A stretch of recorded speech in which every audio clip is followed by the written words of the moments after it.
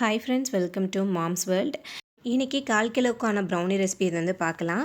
First வந்து butter வந்து 40 கிராம்ஸும் dark chocolate 80 கிராம்ஸும் எடுத்து வச்சுருக்கேன். மைதா வந்து 40 கிராம்ஸும் கொக்கோ பவுடர் 10 கிராம்ஸும் எடுத்து வச்சுருக்கேன்.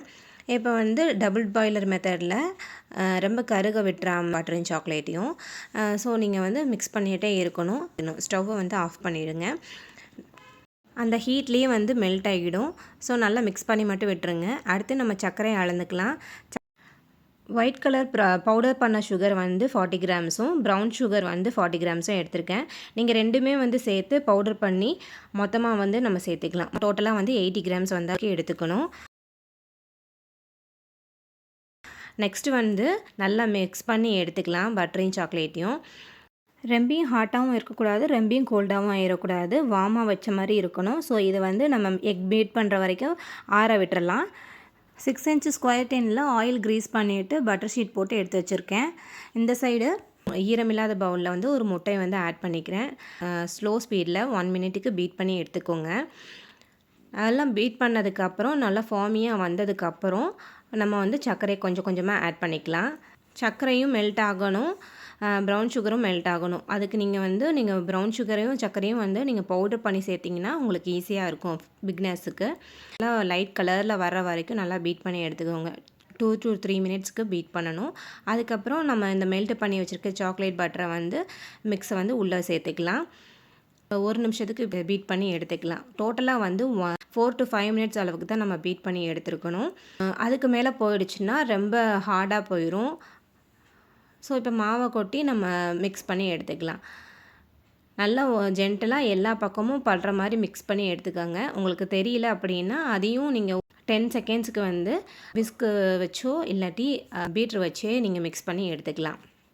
எல்லா மாவும் பேட்டரும் ஒன்று சேர்ந்ததுக்கப்புறம் நல்லா இப்படி தூக்கி பார்த்தீங்கன்னா உங்களுக்கு ரிப்பன் கன்சிஸ்டன்சியில் வரணும்.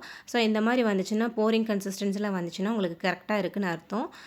பட்டர் ஷீட் போட்டு டின்னை க்ரீஸ் பண்ணி வச்சுட்டு இந்த மாதிரி நீங்கள் ஆட் பண்ணிக்கோங்க. ஸ்க்யூயர் வச்சு நீங்கள் லைனிங் பண்ணி வச்சுக்கோங்க.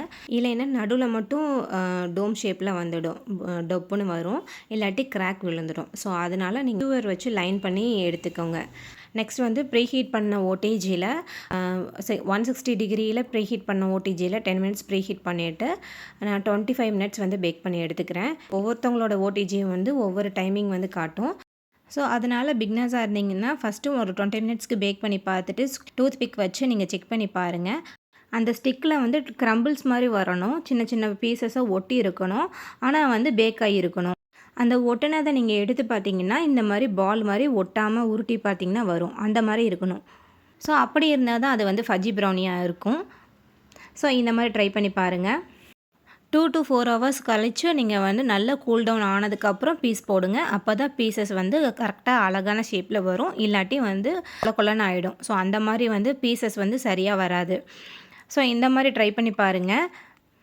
ஃபஜ்ஜி ப்ரௌனி வேணும் அப்படின்னா உங்களுடைய ஆர்டரை வந்து ப்ளேஸ் பண்ணுங்கள். ஆர் எல்ஸ் உங்களால் வந்து வீட்டில் பண்ண முடியும் அப்படின்னா உங்களுடைய ரிசல்ட்டை வந்து கமெண்ட் செக்ஷனில் ஷேர் பண்ணுங்கள். அண்ட் ஆல்சோ உங்களுடைய ப்ரௌனி பிக்சரையும் நீங்கள் வாட்ஸ்அப் நம்பருக்கு ஷேர் பண்ணுங்கள். அதை வந்து நான் கம்யூனிட்டி லைனில் வந்து போஸ்ட் பண்ணுறேன். ஸோ இந்த வீடியோ உங்களுக்கு யூஸ்ஃபுல்லாக இருந்துச்சுன்னா லைக் பண்ணுங்கள், சப்ஸ்கிரைப் பண்ணுங்கள். தேங்க்ஸ் ஃபார் வாட்சிங்.